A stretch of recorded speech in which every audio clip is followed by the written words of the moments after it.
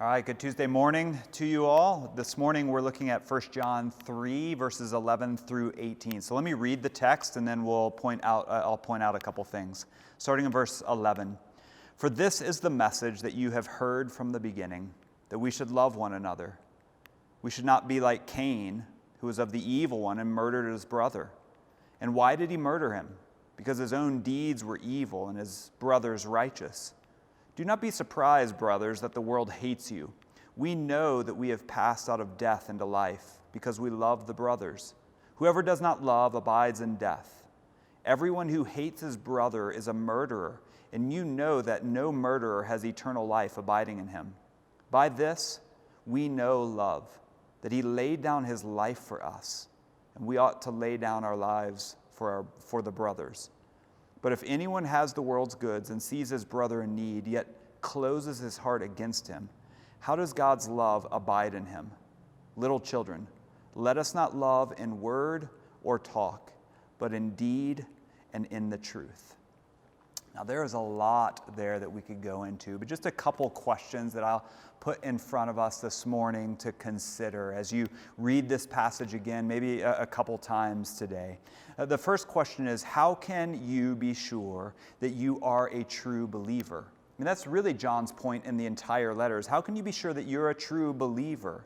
And he lays it out here, and he says one way that you can know is that you have love for one another. And he gives the bad example, the wrong example, like Cain.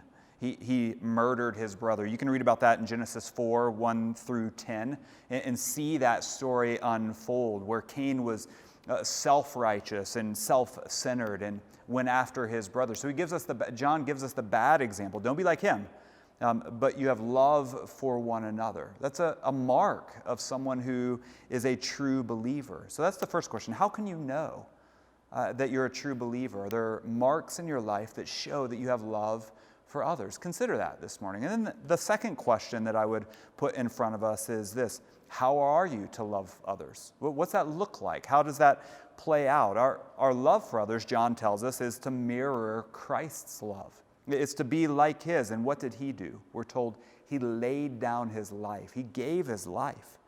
And John gets very practical. He doesn't just say, he laid down his life, figure that out. He gets very practical, and he says, if you see others in need, well, how are you reaching out to care for them? How are you extending a hand? And he says, it can't just be in words, right? You can't just say, I'll get around to it. It's not just in words, but it's in action. It's you laying down your life as an action.